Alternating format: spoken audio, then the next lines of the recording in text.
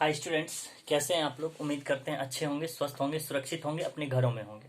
आइए स्टूडेंट, हम लोग क्लास 12th का solution of system of linear equation करते हैं। स्टूडेंट, हम लोग होमोजीनियस लीनियर इक्वेशन का दो टाइप्स हम लोगों को यहाँ पढ़ना था क्लास 12th में, होमोजीनियस और नॉन होमोजीनियस, जिसमें से हम लोग स्टूडेंट होमोजीनियस का सॉल्यूशन कर रहे थे। तो होमोजीनियस का सॉल्यूशन हम लोग एक मेथड से पिछले वाले लेक्चर में किए थे। अब दूसरा मेथड से स्टूडेंट हम लोग यहाँ पे कर रहे हैं किसका, नॉन होमोजीनियस का। अभी भी हम लोग नॉन होमोजीनियस पढ़ रहे हैं स्टूडेंट, होमोजीनियस पे भी नहीं गए हैं।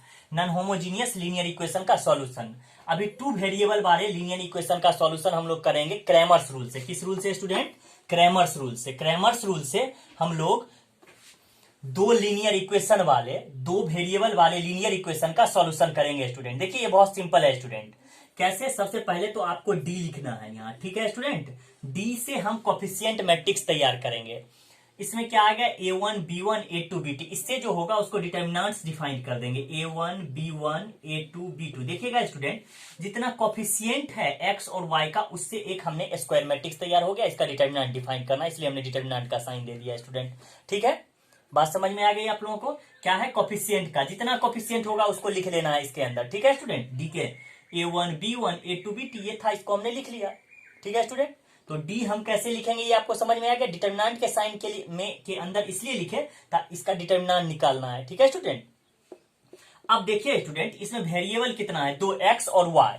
तो जितना वेरिएबल होगा उतना टर्म डी का बढ़ाना होगा, डी का उतना टर्म। जैसे दो वेरिएबल है एक्स और वाई, तो दो टर्म बढ़ेगा, d1 और d2।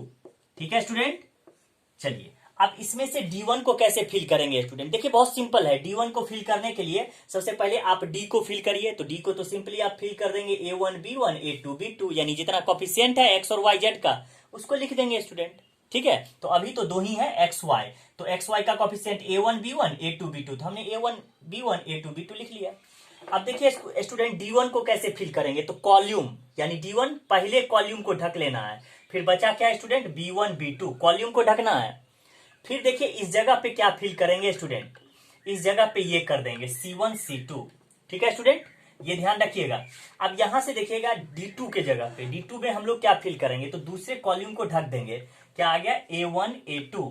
ठीक है स्टूडेंट, अब इस जगह पे क्या फिल करेंगे, तो इस जगह पर फिर यही फिल हो जाएगा c1 c2। बात समझ में आ गई आपको कि d कैसे फिल करेंगे, ये समझ गए। d1 कैसे फिल करेंगे और d2 कैसे फिल करेंगे। उसके बाद सिंपली स्टूडेंट x का वैल्यू हम डिफाइन कर लेंगे। तो x का वैल्यू कैसे डिफाइंड हो जाएगा स्टूडेंट, d1 अपॉन डी, यानी d1 का डिटर्मिनेंट निकाल लीजिएगा अपॉन d का डिटर्मिनेंट। डिटर्मिनेंट निकालने तो आता है आपको, क्या आ जाएगा, a1 b2 minus b1 a2। फिर इसका डिटर्मिनेंट क्या आ जाएगा student, c1 b2 minus b1 c2। फिर इसका determinant a1 c2 minus c1 a2। ठीक है स्टूडेंट, तो x का वैल्यू हम कैसे डिफाइन करेंगे स्टूडेंट, x इक्वल टू क्या आ जाएगा, d1 का जो डिटर्मिनेंट आएगा उतना अपॉन डिटर्मिनेंट का वैल्यू अपॉन d का डिटर्मिनेंट। ठीक है स्टूडेंट, फिर y का वैल्यू इसी तरह से निकालेंगे, क्या, d2 अपॉन d। ये मुझे सिंपली x और y का वैल्यू मिल गया।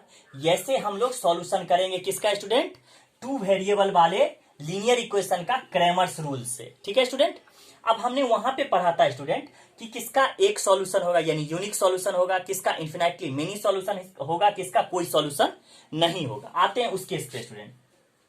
तो केस फर्स्ट ध्यान दीजिएगा स्टूडेंट। केस फर्स्ट में हम क्या करेंगे, केस फर्स्ट में हमको हो जाएगा कि किस तरह का, मतलब इसका केस क्या बनेगा। ध्यान दीजिएगा स्टूडेंट, इफ अगर डी का डिटर्मिनेंट 0 के इक्वल नहीं आता है, ध्यान दीजिएगा स्टूडेंट, अगर डी का डिटर्मिनेंट 0 के इक्वल नहीं आता है तो ये क्या हो जाएगा, कॉन्सिस्टेंट। कॉन्सिस्टेंट मतलब इसका हल होगा, इसका हल होगा स्टूडेंट। ठीक है, इसको बात समझ में आ गया, इसका हल होगा। इसका कैसा हल हो जाएगा, यूनिक सॉल्यूशन। कैसा solution, unique solution, unique solution. ठीक है स्टूडेंट, इसका कैसा सॉल्यूशन हो जाएगा, यूनिक सॉल्यूशन। ठीक है, अब हम आते हैं स्टूडेंट, जब ये 0 के इक्वल हो जाएगा, दूसरा केस 2। केस 2 में स्टूडेंट अगर d equal to, if d equal to 0, if d equal to अगर 0 हुआ यानी d का डिटर्मिनेंट 0 के इक्वल हो गया स्टूडेंट, तो क्या हो जाएगा, तो इसके दो केस बन जाएंगे। क्या क्या बनेगा कि या तो d1 d2 दोनों 0 के इक्वल होगा, या d1 d2 दोनों में से कोई एक या दोनों 0 के इक्वल नहीं होगा स्टूडेंट। यही हो सकता है, यानी दोनों 0 के इक्वल होगा या दोनों में से कोई एक जीरो के इक्वल नहीं हो, यानी नन जीरो होगा, दोनों नन जीरो होगा या दोनों में से कोई एक नन जीरो होगा तो भी यही केस अप्लाई होगा। ध्यान दीजिएगा स्टूडेंट, अगर दोनों नन जीरो हो या दोनों में से कोई एक भी नन जीरो हो तो यही केस अप्लाई होगा। ठीक है स्टूडेंट, अब यहां से देखिए क्या आ गया, D1 equal to D2 equal to zero, यानी अगर D1 D2 दोनों जीरो हो गया और D भी जीरो है तो इसका क्या हो जाएगा स्टूडेंट, ये कॉन्सिस्टेंट हो जाएगा, कॉन्सिस्टेंट। इसका कैसा सॉल्यूशन हो जाएगा, infinitely many, infinitely many solution, infinitely many solution. ठीक है स्टूडेंट, और इसका क्या हो जाएगा, ये इनकॉन्सिस्टेंट हो जाएगा, ये इनकॉन्सिस्टेंट हो जाएगा। ठीक है, इसका कोई सॉल्यूशन ही नहीं होगा स्टूडेंट, इसका नो सॉल्यूशन, इसका क्या हो जाएगा स्टूडेंट, नो सॉल्यूशन, इसका कोई सॉल्यूशन नहीं होगा। ठीक है स्टूडेंट, इसका कोई सॉल्यूशन ही नहीं होगा। बात समझ में आ गया, बात समझ में आ गया। आप लोग कैसे 2 वेरिएबल वाले को सॉल्व करेंगे, चलिए स्टूडेंट हम लोग देखते हैं 3 वेरिएबल्स वाले को। आइए स्टूडेंट समझते हैं 3 वेरिएबल्स वाले को। अब इसमें कितने वेरिएबल्स हैं student, X Y Z. Cramer's rule से 3 वेरिएबल वाले लीनियर इक्वेशन को कैसे सॉल्व करेंगे हम लोग स्टूडेंट। इसमें कितने वेरिएबल है, एक्स वाई जेड, 3 वेरिएबल है स्टूडेंट। सेम उसी तरह से सबसे पहला चीज हमें क्या लिखना है स्टूडेंट, डी। तो डी कैसे लिखेंगे स्टूडेंट, तो जितना कॉफिशिएंट है A1 B1 C1, ध्यान दीजिएगा स्टूडेंट, A1 B1 C1, फिर A2 B2 C2, ध्यान दीजिएगा A2 B2 C2, फिर A3 B3 C3, A3 B3 C3। अब फिर देखिए स्टूडेंट, हमने क्या कहा था कि जितना वेरिएबल होगा उतना ही डी का टर्म बढ़ाना है। तो देखिए डी का कितना टर्म हो जाएगा स्टूडेंट, D1 D2 D3। क्यों स्टूडेंट, 3 टर्म क्यों हमने बढ़ाया, क्योंकि 3 वेरिएबल एक्स वाई जेड है। ठीक है स्टूडेंट, अब देखिए D1 को कैसे फिल करेंगे, तो इसको ढक लीजिए, पहले कॉल्यूम को ढकना है। इसमें क्या आ जाएगा स्टूडेंट, B1 B2 B3 और इसके बाद C1 C2 C3। ठीक है स्टूडेंट, इस जगह पे किसको फिल करना है, तो ये स्टूडेंट हर जगह फिल हो जाएगा। क्या हो जाएगा यहां से, D1 D2 D3। फिर देखिए स्टूडेंट, इस जगह पे क्या आ जाएगा, इस जगह पे आ जाएगा D2 है तो दूसरे कॉल्यूम को ढक देंगे तो हमें क्या मिल जाएगा स्टूडेंट, A1 A2 A3 और यहां पे मिल जाएगा C1 C2 C3। अब इस जगह पे क्या फिल होगा स्टूडेंट, ये D1 D2 D3।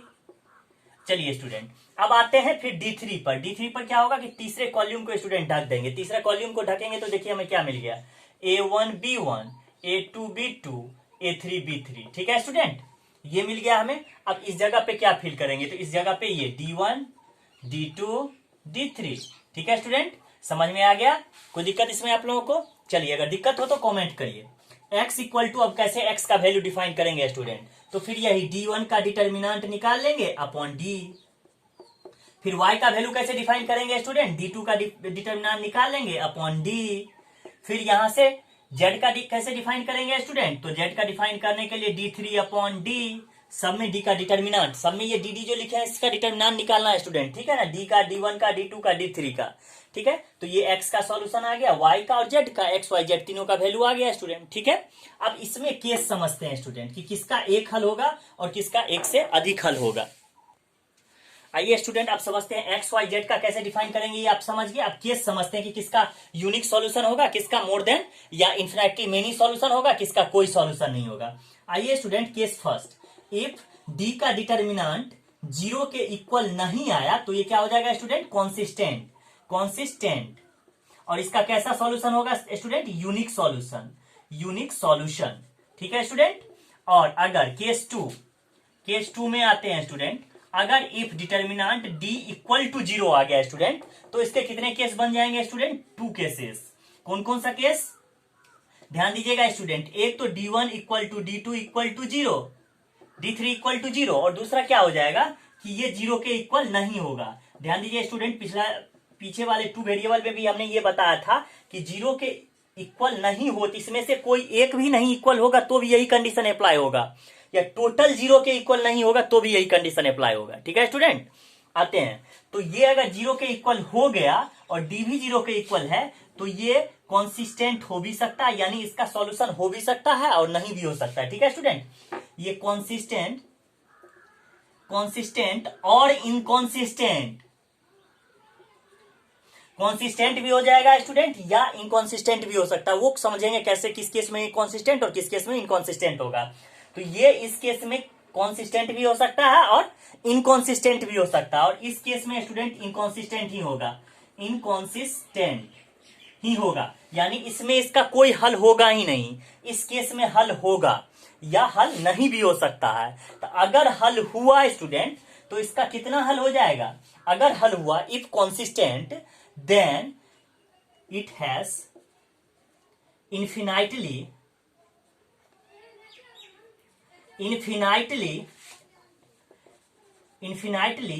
many solution, infinitely many solution. इसका कितना सॉल्यूशन आ जाएगा स्टूडेंट, इन्फिनाइटली मेनी सॉल्यूशन। ठीक है स्टूडेंट, तो ये 3 वेरिएबल का हमारा चेक करने वाला था।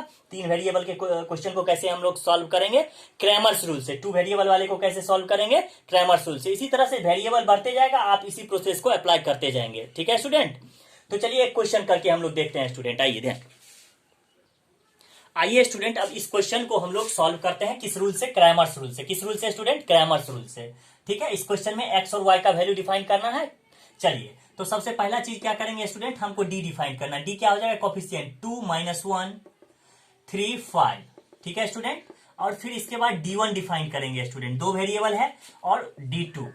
चलिए, तो D1 और D2 क्या हो जाएगा स्टूडेंट, तो D1 में क्या करेंगे, पहले कॉलम को ढक लेंगे, कितना आ जाएगा स्टूडेंट, -1 5, और इस जगह पे क्या फिल हो जाएगा, 17 6। ठीक है स्टूडेंट, और फिर D2 में क्या होगा, दूसरे कॉलम को ढक देंगे, कितना आ गया स्टूडेंट, 2 3।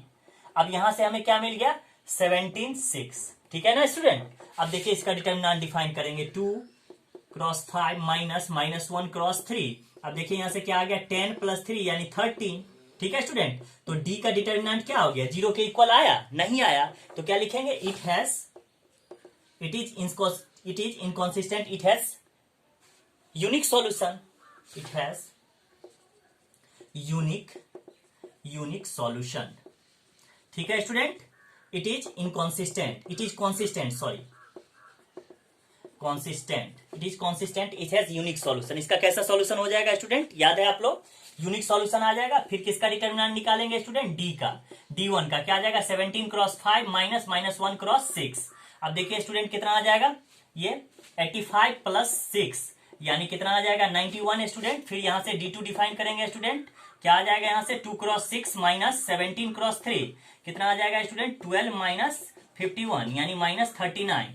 अब यहां से x का वैल्यू कैसे डिफाइन करेंगे स्टूडेंट, D1 अपॉन D, यानी D1 कितना है, 91 अपॉन 13, कैंसिल होकर कितना आ जाएगा स्टूडेंट, 7। और फिर देखिए y इक्वल टू क्या आ जाएगा स्टूडेंट, -39, यानी that means D2 upon D यानी -39 अपॉन 13, कैंसिल आउट होकर के -3, यानी x का वैल्यू 7 और y का वैल्यू कितना आ गया स्टूडेंट, -3।